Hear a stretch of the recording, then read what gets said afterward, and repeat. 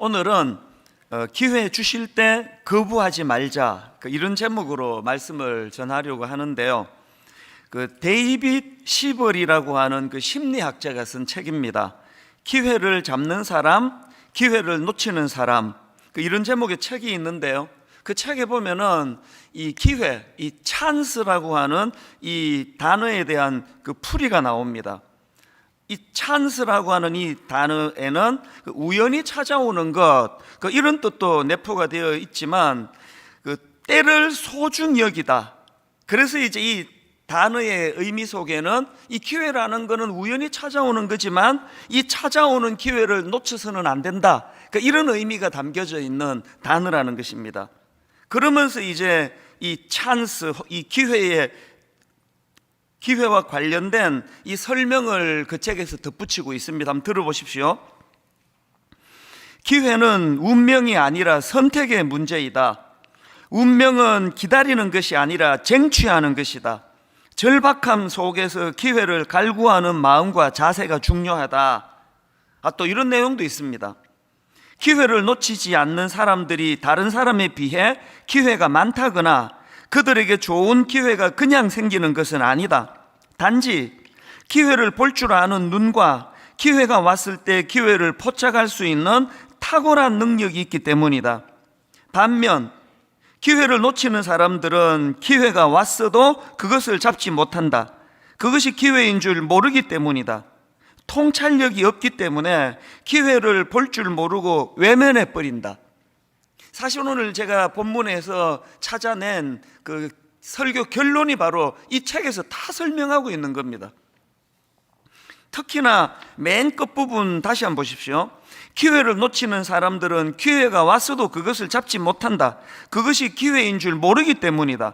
통찰력이 없기 때문에 기회를 볼 줄 모르고 외면해 버린다. 이게 바로 오늘 본문에 나오는 예수님이 만나주시는 나사렛 사람들의 마음 상태, 이 어리석음을 이렇게 표현할 수가 있다는 겁니다.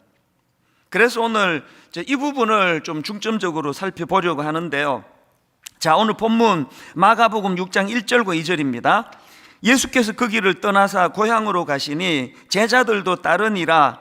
안식일이 되어 회당에서 가르치시니 많은 사람이 듣고 놀라 이르되 이 사람이 어디서 이런 것을 얻었느냐? 이 사람이 받은 지혜와 그 손으로 이루어지는 이런 권능이 어찌 됨이냐? 지금 예수님께서 어린 시절에 머물고 계시던 고향 나사렛을 방문하셨는데 그 당시 나사렛은 엄청 낙후된 그런 시골 지역입니다. 그 나사렛과 관련한 유명한 말씀 다 아시죠? 빌립이 나다나엘에게 예수님을 소개하니까 어떤 반응을 보이느냐? 자, 먼저 요한복음 1장 45절입니다. 빌립이 나다나엘을 찾아 이르되 모세가 율법에 기록하였고 여러 선지자가 기록한 그 일을 우리가 만났으니 요셉의 아들 나사렛 예수니라. 이 나사렛 예수라는 것은 나사렛이라는 지역의 출신이라는 걸 덧붙여 말하는 거 아닙니까? 그랬더니 나다나엘이 하는 말이 바로 그 다음 46절입니다. 나다나엘이 이르되 나사렛에서 무슨 선한 것이 날 수 있느냐? 아니 그런 낙후된 지역에서 무슨 대단한 인물이 나겠느냐? 아니 그런 낙후된 지역에서 무슨 기대할 만한 일이 있겠느냐? 이런 뜻 아닙니까? 그러니까 이 나다나엘의 그 말 한마디 속에서 지금 이 나사렛 지역이 얼마나 침체되고 낙후가 돼 있는 상태인지 금방 알 수 있는 거 아닙니까? 그런데 예수님께서 그 낙후된 지역을 방문하셔서 그곳에서 말씀을 가르치시고 또 여러 가지 일들을 행하시니까요, 그 시골 마을 낙후된 그 지역 입장에서는 이제 변화를 위한 절호의 기회가 온 겁니다. 기회는 어떡하라고요? 잡아야 된다 그랬잖아요. 근데 이 미련한 사람들이 그 절호의 기회를 발로 차버리는 거예요. 자, 3절. 이 사람이 마리아의 아들 목수가 아니냐? 야고보와 요셉과 유다와 시몬의 형제가 아니냐? 그 너희들이 우리와 함께 여기 있지 아니하냐 하고 예수를 배척한지라. 선입견을 가지고 주님을 바라보고는 주님을 배척해 버렸습니다. 그 결과 5절. 거기서는 아무 권능도 행하실 수 없어. 거기서는 아무 권능도 행하실 수 없어. 여러분, 이게 딱 지금 제가 앞에서 읽어드렸던 그 제목, 그 책의 한 대목이요. 기회를 놓치는 사람들은 기회가 왔어도 그것을 잡지 못한다. 통찰력이 없기 때문에 기회를 볼 줄 모르고 외면해 버린다. 이게 지금 딱 그 어리석은 나사렛 사람들 모습 아닙니까? 왜 이런 비극이 일어났나? 앞에서 말씀드렸죠. 그들이 가진 그 알량한 그 선입견 때문에. 이 참 아이러니한 게요, 그들이 예수님을 배척한 이유가 우리가 예수 잘 안다, 예수님을 잘 아는 그게 예수님을 배척하는 결과를 가져왔다, 이런 말도 안 되는 일이 지금 본문에서 일어난 거 아닙니까? 그 제가 종종 강조하는 거 여러분 아시죠? 저하고 여러분에게 공통점이요, 저는 이제 집에서 또 개를 한 마리 기르고 있고요. 그래서 저는 3마리 개를 키우고 있고, 개 안 키우는 분들은 2마리 개를 키워요.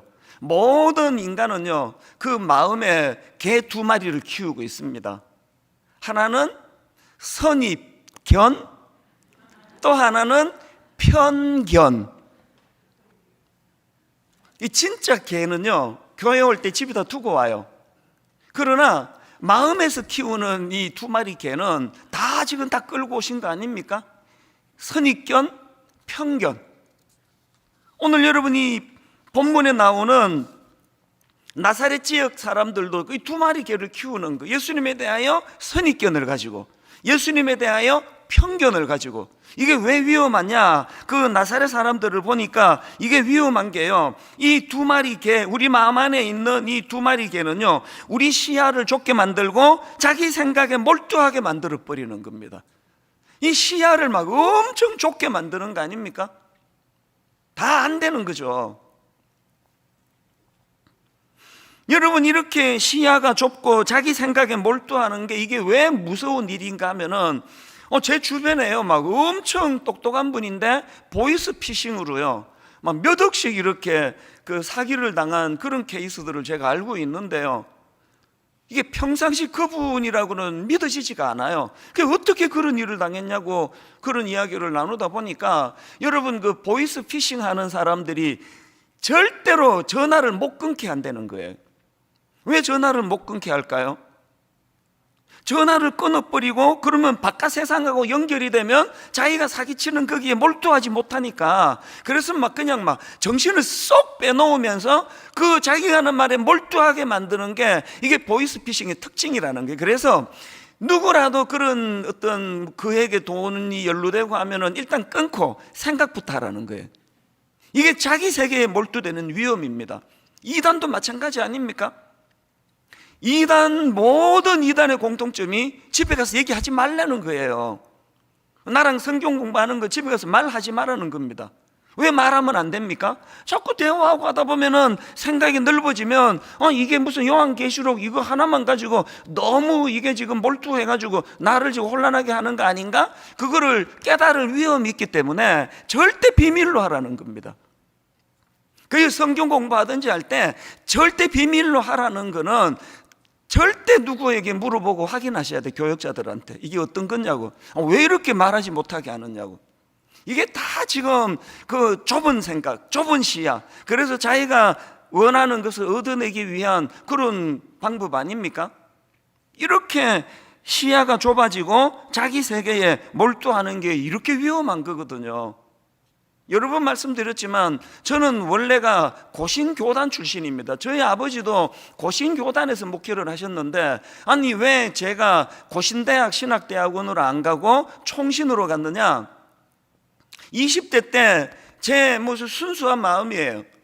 아니 내가 이 고집도 세고 그런데, 아니 내가 지금 고신에서 잔뼈가 굵었는데 또 신학교를 내가 고신으로 가면은 내 성격상 뭐 고신 걸으면서 그렇게 그냥 교단에 파묻힐 것 같아서, 그래서 참 그게 늘 아쉬워요. 저는 고신 교단이 참 건강한 교단이고 아버지 뒤를 이어서 내가 아버지 후배가 됐으면 하는 마음이 있었지만, 그래서 2가지 원칙을 제가 정했거든. 신학교 갈 때 고신은 안 간다. 고신에 문제가 있어서가 아니라 내 성향에 몰두할 것 같아서 고신은 안 간다. 2번째, 고신하고 제일 신학이 비슷한데 그랬더니 어떤 분이 그게 총신이라 그래가지고 아무것도 모르고 제가 총신으로 왔는데, 와서 이제 지금 되돌아보면은 이게 하나님의 작품이신 거예요. 옥하는 목사님 만나게 해주시라고. 제가 고신을 갔으면 옥하는 목사님 사랑의 교회에 어떻게 들어가겠습니까? 참 하나님의 이 섭리가 늘 저에게 은혜가 되는데, 어쨌든 참 20대 순수할 때 이렇게 편협하지 않으려고, 제 스스로가 너무 이렇게 작은 생각에 매이지 않으려고 그런 몸부림이 있었던 것 같아요. 똑같은 이치로, 여러분 제가 경상도 사람 아닙니까? 출신 아닙니까? 모르셨죠? 워낙 표준말을 구사하기 때문에 우리 목사님이 경상도 분이에요, 서울 사람 아닌가? 웃기려고 하는 거니까 너무 깊이 생각하지 마세요. 제가 경상도에서 자랐는데, 이상하게 우리가 자랄 때 지역 감정이 막 엄청 극심했거든요. 어린 마음에도 그게 진짜 마음이 아팠습니다. 아니, 이 조그만한 나라에 남북이 갈라졌으면 됐지, 이 또 동서가 이렇게 그냥 이렇게까지 미워하고 이러면 어떡하느냐고. 제가 교회를 개척하고요, 초창기에 우리 교회 전라도 출신 교역자가 한 60% 됐습니다. 지금은 안 그렇지만 초창기 때 내 마음에 이게 균형을 이루어야 되는데, 이 경상도 담임 목사가 계속 이렇게 설교를 하니까 좀 지역의 균형이 이루어지면 좋겠다. 지금은 이제 뭐 고루고루 잘 배분이 된 것 같지만, 내가 뭘 마음에 두는 겁니까? 그리고 저는 전라도 출신의 친구 목사들 되게 많습니다. 똑같은 이치로 저는 정치적으로나 또 신앙적으로나 저는 보수적인 사람이거든요. 이런 거 절대 안 밝혔는데, 하도 이걸 가지고 치사한 가짜 뉴스가 많기 때문에 이제는 또 내가 이 보수적인 사람이라 그런다고 우리 교회에 진보적인 성향을 가진 분들이 저 때문에 시험 받지 않는다 생각해요. 왜? 일절 저는 그걸 드러내지 않는 사람이니까. 제가 왜 자꾸 그런 공격을 당하는지 너무 잘 압니다. 저는 보수적인 사람이기 때문에 너무 이쪽으로 극단으로 치우치지 않기 위하여 저는 진보적인 분들하고 대화 나누는 거 좋아하고 그들이 어떤 생각을 갖고 있는지 알기를 원하는 사람이에요. 이게 자꾸 이제 그 공격의 빌미를 제공한다는 거 알지만요, 그러나 저는 나이 들수록 제 생각만 옳다는 편견에 사로잡히기 쉽다는 걸 알기 때문에 그걸 멈출 생각이 없습니다. 저는 진짜 꿈꿉니다. 우리나라 정치가 나 죽기 전에 정말 건강한 보수와 정말 건강한 진보가 이렇게 미친 듯이 싸우는 거 말고 참 서로 상생하면서 서로 약점을 보완해 가면서 막 그냥 진보와 보수 정권, 진보 정권이 참 이런 선의의 경쟁을 하는 그런 날이 오기를 간절히 기도합니다. 저 죽기 전에 그런 날이 올 것 같지는 않아요. 예수 믿는 여러분들만큼이라도, 여러분, 예수 그리스도가 십자가로 모든 담을 다 허물어 주셨기 때문에 여러분, 나와 성향이 다른 사람이라고 해서 그런 식으로 하면 안 되는 거예요. 다름을 인정하고. 저는 내 고향이 난 너무 좋은 사람이에요. 시간이 갈수록 고향이 그리워지고 고향의 친구들이 그립고 고향 사람들이 난 되게 좋거든요, 경상도가. 그러나 이게 타 지역을 폄하하는 것으로 가면 안 된다는 거예요. 저는 내 고향이 너무너무 그립듯이 서울 분들도, 충청도 분들도, 경상도 분들도, 강원도 분들도 모두가 다 소중하고, 조금만 생각을 넓히면 여러분 그 올림픽 같은 거 할 때 거기 경상도가 어디 있고 전라도가 어디 있고 충청도가 어디 있습니까? 모두가 대한민국 사람으로서 밤새도록 경기를 응원하고 하는 그 넓은 마음으로 서로를 좀 대하자는 거예요. 이런 점에서 저는 에베소서 3장 18절 능히 모든 성도와 함께 지식에 넘치는 그리스도의 사랑을 알고, 여러분 지식에 넘치는 그리스도의 사랑을 알면 어떤 일이 일어나느냐? 그 다음 19절을 보세요. 이 하나님 아버지의 그 너비와 길이와 높이와 깊이가 어떠함을 깨달아 하나님의 모든 충만하신 것으로 너희에게 충만하게 하시기를 구하노라. 여러분, 우리가 믿는 그 하나님은 내 아버지시고 우리가 믿는 내 아버지 하나님은 이렇게 그 너비와 높이와 깊이가 충만하고 풍성하신데, 그 자녀된 우리는 어떻게 이렇게 속이 좁아 터져가지고, 어떻게 이렇게 우리는 이렇게 편가름이 이렇게 심하느냐? 왜 그러냐? 18절에 나오잖아요. 능히 모든 성도와 함께 지식에 넘치는 그리스도의 사랑을 모르기 때문이에요. 사도행전 17장 11절에 베레아 사람들을 보십시오. 베레아에 있는 사람들은 데살로니가에 있는 사람들보다 더 너그러워서 간절한 마음으로 말씀을 받고 이것이 그러한가 하여 날마다 성경을 상고함으로. 여러분, 제가 여러 그 번역 성경을 가지고 여기 나오는 더 너그러워서 이 부분을 제가 대조하면서 보니까요, 옛날 우리가 쓰던 개역 성경에서는 더 신사적인 사람이라고 표현하고요, 또 공동 번역으로 보니까 마음이 트인 사람이어서 이게 참 와닿았습니다. 누가 은혜 받느냐고요? 신사적인 사람이에요. 매너가 좋은 사람이에요. 마음이 트인 사람이에요. 마음이 트인 사람이 은혜도 잘 받는 겁니다. 지금 본문의 나사렛 사람들 마음이 좁아 터지니까, 편견으로 꽉 차 있으니까 은혜도 못 받잖아요. 오늘 예수 믿는, 오늘 함께 예배하는 모든 이 땅의 주님의 형제 자매 여러분, 저는 여러분들이 이 베레아 사람들처럼 마음이 트인 사람들 되기를 바랍니다. 어지간하면 용납하고 어지간하면 품어주고, 그 자꾸 왜 다른 것만 자꾸 찾아내느냐고요. 99가지가 같은데 지역이 다르대, 잘라버리고. 99가지가 같은데 이게 좀 다르대. 성령의 원리는 그런 게 아니에요. 인터넷 강의를 듣다가 보니까 쉐릴 샌더버그라고 그 페이스북의 운영 책임자 아닙니까? 이분의 말이 너무 와닿았습니다. 누군가가 우주선 자리를 준다고 하면 어느 좌석이냐고 묻지 마라, 그냥 올라타라. 와, 이게 너무 멋지지 않습니까? 누군가가 우주선 자리를 준다고 하면 어느 좌석이냐고 묻지 마라, 그냥 올라타라. 이 쉐릴 샌더버그가 예수님 당시 사람이어가지고 그 폐쇄적인 나사렛 사람들에게 이런 말을 좀 전해줬더라면 얼마나 좋겠습니까? 세상에 지금 구원의 주께서 그 폐쇄적이고 그 침체된 자기 지역을 되살려 주시려고 주님이 오셨는데, 그냥 선입견 넣어가지고 편견을 가지고 마음의 문을 닫아버리는 거 아닙니까? 영국의 리처드 브랜슨도 비슷한 말을 했습니다. 누군가가 당신에게 놀라운 기회를 제시했다면 그 일을 할 수 있는지 없는지 고민하지 말고 무조건 하겠다고 답하라. 그런 다음에 방법을 배워도 되니까. 기회가 오면은 무조건 잡으라는 거예요. 그 자꾸 잔머리 굴려가지 말고 기회가 올 때는 무조건 잡는 겁니다. 은혜도 마찬가지예요. 은혜 받는 일에 뭐 복잡한 거 생각할 거 없습니다. 이런 의미에서 저는 오늘 그 나사렛처럼 영적으로 침체가 돼 있고 우울하고 패배감이 많고 하시는 분들은요, 오늘 두 가지를 꼭 붙잡으셔야 된다고 생각합니다. 본문에서 우리가 찾아야 되는 두 가지 할 일, 진짜 중요한 거 뭐냐? 첫 번째 할 일이 뭐냐? 우리 주님은 오늘도 계속 기회를 주시고 계심을 기억하셔야 합니다.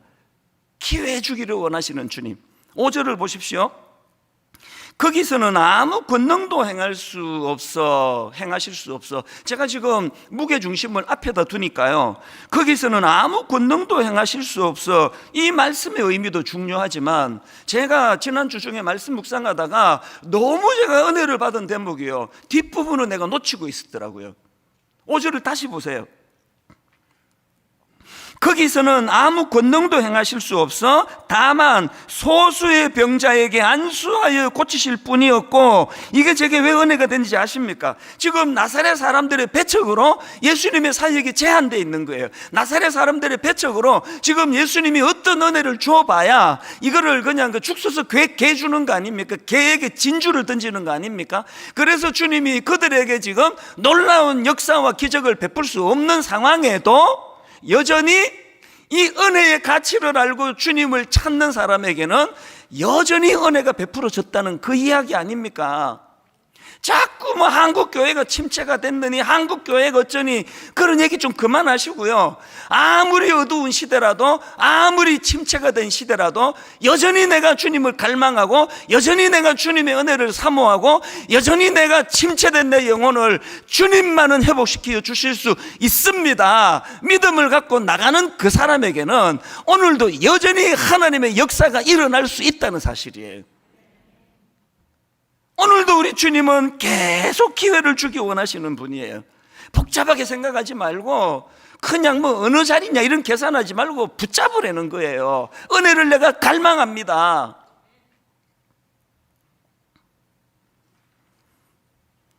제가 오늘 한 가지 약속 드릴 거 있는데 우리 수문아우 목사님에게는 뭐 거의 앵무새처럼 계속하는 약속이에요. 올 한 해 내내 이찬수 목사의 사역은요, 이 수문아우 교회와 수문아우 예비 단임 목사님들을 섬기고 돕는 일에 내 모든 에너지를 다 투입할 것입니다. 그래서 제가 연초에 담당 교역자들한테 올해 열심히 하지 마라 그랬습니다. 우리 지금 이제 개점 휴업 상태다. 우리가 열심히 내면은 이게 지금 수문아우 교회로 가는데 방해가 되니까 그래서 지금 아무 행사도 안 하고 있잖아요. 이 학기는 진짜 안 할 겁니다. 특별 새벽 부흥회하고 전도 집회는 이거 뭐 이런 거 늘 이제 영혼에 관한 문제니까 딱 2개만 남겨놓고 아무것도 안 할 거예요. 그런 행사 자꾸 하는 부서는 저한테 고발해 주세요. 올 한 해는 과도기로 이 29교회가 잘 세워지는 여기에, 그래서 한 교회가 잘 되는 것도 중요하지만 29 건강한 교회가 태어난다는 거 진짜 이게 가슴 떨리는 일 아닙니까? 그래서 제가 우리 예비 단임 목사님들에게 여러 번 약속했습니다. 앞으로 내 남은 시간에 내 모든 목회 노하우를 다 전수해 주겠다고, 모든 내가 갖고 있는 지식을 다 전수해 주겠다고, 이런 이야기를 종종 말하는데요, 지난주에도 전체 모여 회의하다가 이런 이야기를 하고는 중요한 한마디를 했습니다. 내가 당신들 목회를 위하여 내 모든 걸 다 전수해주고 다 도와주기 원하고 다 도와줄 수 있는데 내가 한 가지는 못한다. 그릇은 당신이 준비해야 된다. 다 전수해주면 쏟아버리면 무슨 소용이 있냐고요. 오늘 본문에서 너무나 무서운 교훈이 그거 아닙니까? 주님은 낙후된 그 나사렛 지역을 위하여, 제가 그 영어 성경으로 보니까 주님의 지혜와 주님의 그 권능을 영어 성경에 보니까 미라클로 되어 있더라고요. 기적을 베풀어 주시는 거예요. 기적을 베풀면 뭐합니까? 쏟아버리는데, 편견을 가지고 개 2마리 편견과 선입견을 가지고. 오늘 교훈에서 뼈저리게 경험해야 돼요. 하나님은 오늘도 저와 여러분에게 늘 기회 주시기 원합니다. 은혜 주시기 원합니다. 그런데 그릇은 우리가 준비해야 돼요. 그 쏟아질 만한 그릇 가지고 그러시면 안 되는 거 아닙니까? 이런 면에서 저는 아까 인용해 드렸던 베레아 사람들 정말 배워야 됩니다. 자, 사도행전 17장 11절 다시 보십시오. 베레아에 있는 사람들은 데살로니가에 있는 사람들보다 더 너그러워서, 그 다음 보세요. 간절한 마음으로 말씀을 받고 이것이 그러한가 하여 날마다 성경을 상고함으로. 2가지를 했네요. 간절한 마음으로 말씀을 받고, 기꺼이 말씀을 받고, 열린 마음으로 말씀을 받는 게 첫 번째 그들의 모습이었고요. 2번째가 뭡니까? 이것이 그러한가 하여 날마다 성경을 상고함으로, 관심을 가지고 성경을 연구했다는 겁니다. 오늘 우리가 이 침체된 우리의 심령이, 너무너무 침체된 우리 가정이 회복이 되기 위해서는요, 이 2가지를 해야 돼요. 기꺼이 열린 마음으로 말씀을 받아야 되고, 그 관심을 가지고 말씀을 연구해야 됩니다. 그래서 여러분, 대형교회가 돼서 참 담임 목사로서 여러분하고 더 가까이 못 가는 게 너무 아쉽고요, 여러분과 친해지지 못하는 게 너무 아쉽고요, 어떨 때는 정말 회의가 와요. 이게 목회인가 이게? 아니 자기 양 얼굴도 모르고 이름도 모르고 이게 목회인가? 이런 생각도 하지만 좋은 점이 하나 있습니다. 여러분 이거 아셔야 돼요.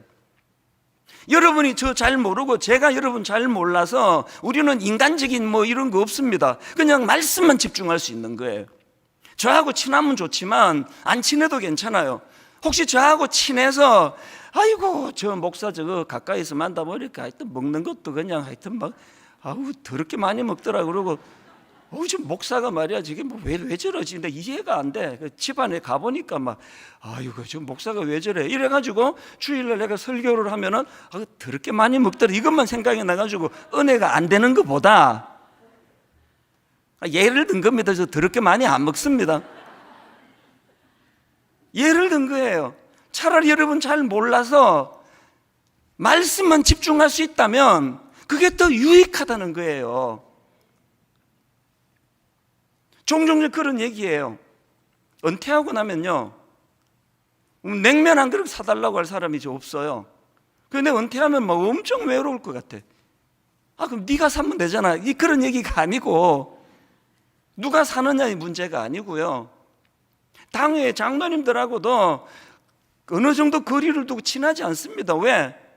그 열 몇 명 장로님하고만 제가 친해지면은 나머지 목회는 어떻게 하느냐고요. 그래서 일정한 거리를 둬요. 한 걸음 다가오시면 한 걸음 물러가고, 이분이 한 걸음 물러가면 한 걸음 다가가고, 저는 29 목사님들에게 이 원리를 지켜라고 계속 가르쳐요. 이 당회가 이게 무슨 동호회처럼 너무 우리끼리 잘 지내면 성도들 어떡하냐고요.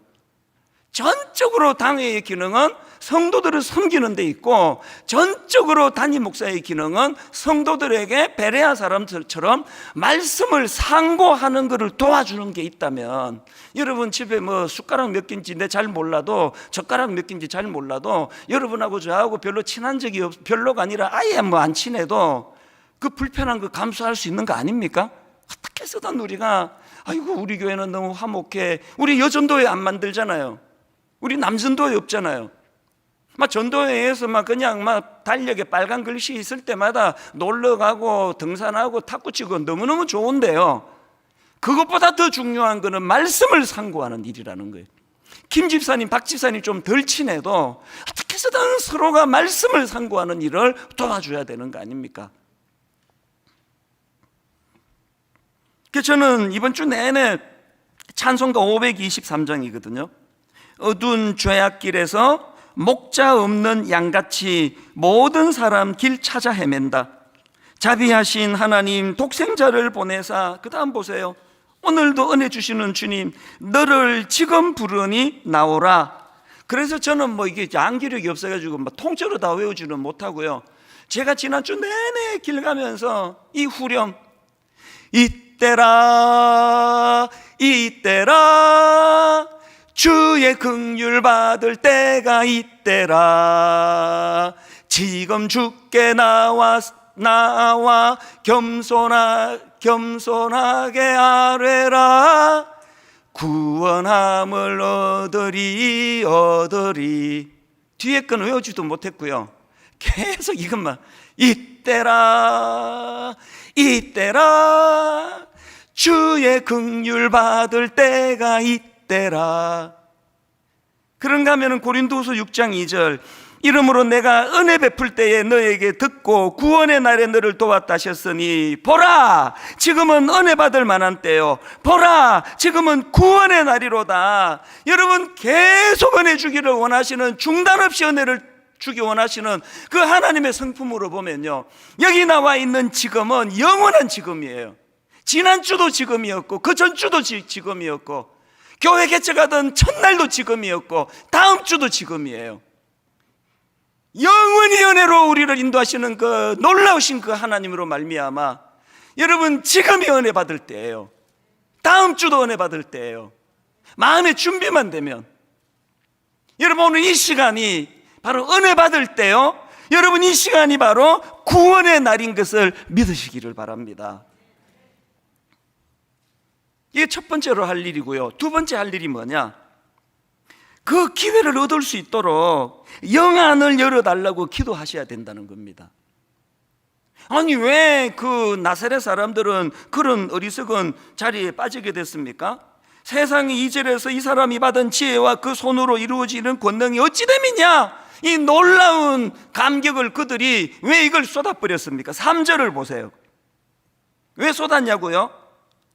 이 사람이 마리아의 아들 목수가 아니냐, 야고보와 요셉과 유다와 시몬의 형제가 아니냐, 그 너희들이 우리와 함께 여기 있지 아니하냐.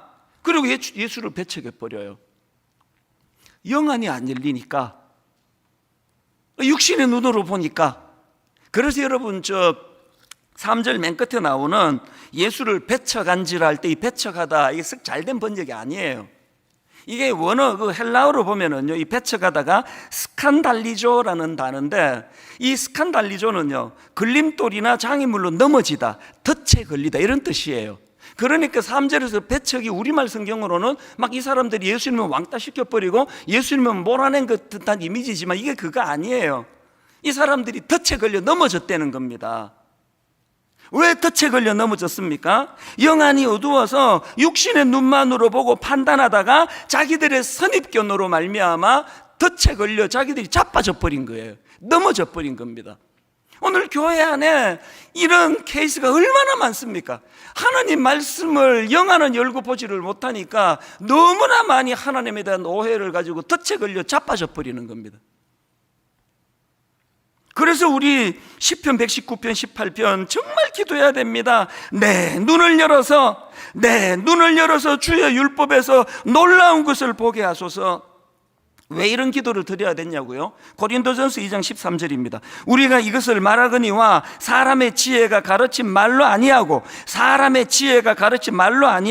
오직 성령께서 가르치신 것으로 하니 영적인 일은 영적인 것으로 분별하느니라. 육에 속한 사람은 하나님의 성령의 일을 받지 아니하나니.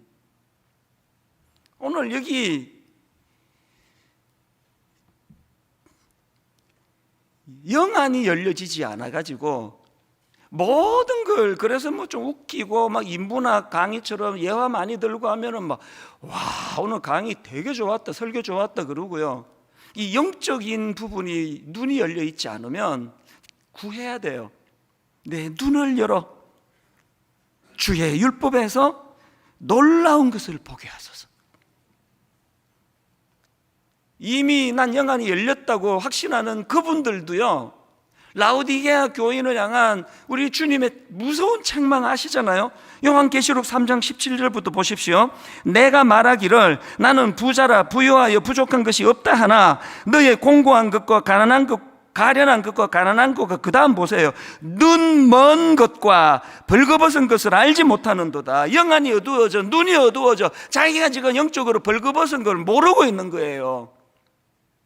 그래서 18절, 내가 너를 권하노니 내게서 불로 연단한 금을 사서 부요하게 하고 흰옷을 사서 입어 벌거벗은 수치를 보이지 않게 하고, 그 다음에 안약을 사서 눈에 발라보게 하라. 안약을 사서 눈에 발라보게 하라가 뭘 의미하느냐? 그 다음 19절, 물은 내가 사랑하는 자를 책망하여 징계하노니 그러므로 내가 열심을 내라. 회개하라.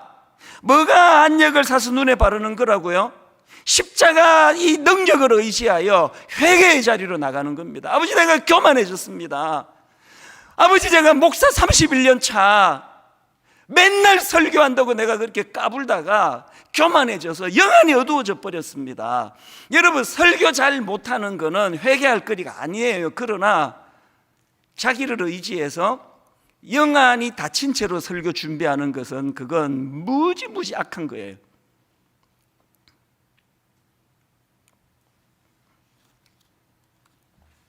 저는 분당 우리 교회 개척 초기에 너무나 많이 두려워했던 사람이에요. 어른 목회도 해본 적이 없을 분들은 하나님께서 갑자기 막 엄청 많은 사람들을 보내주시는데 막 두려워서 견딜 수가 없더라고요.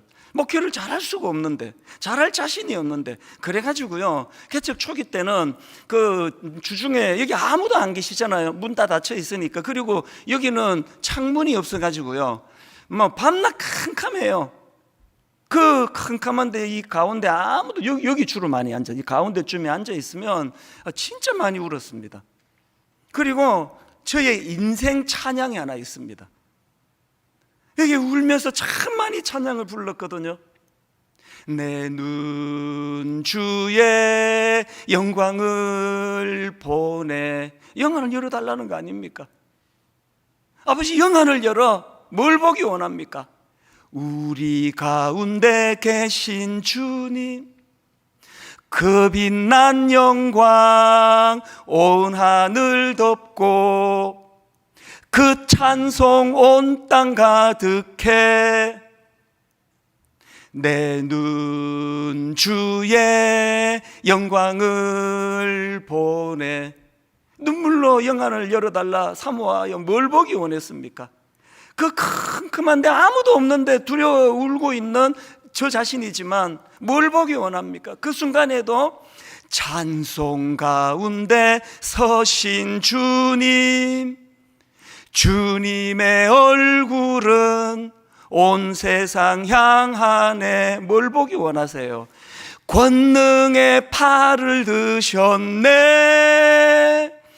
주의 영광 이곳에 가득해. 우린 선의 주님과 함께 찬양하며 우리는 전진하리. 모든 열방 주 볼 때까지. 저희 교회 개척 초기에요, 특별 새벽 부흥회 60일 했습니다.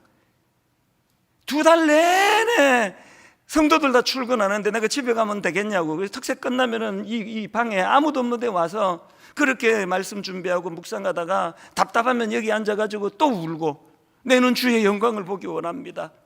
오늘도 두 팔 벌려 저를 품어주시는 그 하나님을 내가 영안을 열고 바라보기를 원합니다. 여러분 결과 다 아시잖아요. 여러 번 말씀드리잖아요. 자꾸 말씀드리잖아요. 이렇게 자신감도 없고 경험도 없고 어리버리하기 짝이 없는 이 부족한 종이 담임 목사가 됐지만 영안을 열고 그분의 인도하심을 따라가는 게 목회더라고요. 이제 29교회를 위하여 이거 하나님께 구하며 기도해야 됩니다. 결론을 맺으면서 에베소서 1장 17절, 우리 주 예수 그리스도의 하나님 영광의 아버지께서 지혜와 계시의 영을 너희에게 주사 하나님을 알게 하시고 그 일이 가능하도록 18절, 너희 마음의 눈을 밝히사 그의 부르심의 소망이 무엇이며 성도 안에서 그 기업의 영광의 풍성함이 무엇이며 그의 힘의 위력으로 역사하심을 따라 믿는 우리에게 베푸신 능력의 지극히 크심을 너희로 알게 하시기를 구하노라. 여러분이 하나님의 지극히 풍성하신 능력을 어떻게 하면 안다고요? 영안이 열리면 알게 되는 거거든요. 결론을 맺으면서 오늘 이른 아침에 이제 집에서 교회를 향해 나가는데 제 아내가 이런 얘기를 해요. 오늘 유난히 힘들고 유난히 어려움을 겪는 분들이 많이 올 거라고. 사모님들이 이상하게 이번 주에 이런 기도 부탁을 막 엄청 많이 한 것 같아요. 저한테 그런 얘기 하더라고요. 오늘 유난히 힘들고 유난히 어려운, 눈물 없이는 들을 수 없는 그런 아픔을 가진 분들이 많이 오실 거라 그러는데 제가 뭘 구해야 되겠습니까? 아버지, 저에게는 그들 눈물을 닦아줄 능력이 없습니다. 피차간에 말씀을 전하는 저에게도 영안을 열어주시고, 아버지 그 눈물로 그 설교를 들으시는 그 성도님도 영안을 열어주시기를 원합니다. 영안을 열고 아버지 그에게 말로 다 할 수 없는 풍성한 은혜로 보듬어 주시기를 원합니다. 저는 오늘 이 찬양 같이 부르면서 성령님이, 전 누군지 몰라요. 여기 계시겠죠? 유난히 아프고 유난히 힘들고, 마음은 오늘 본문의 나사렛 지역처럼 나사렛에서 무슨 선한 게 나? 저 사람한테 뭐 선한 게 나겠냐고, 저런 집에서 뭐 선한 게 나겠냐고 하는 그 상실한 마음을 가지고 오신 분들에게 오늘 우리 성령님께서 그게 아니야, 풍요로운 은혜로 그분들을 만져주시기를 원합니다. 우리 찬양 같이 불러보기 원합니다.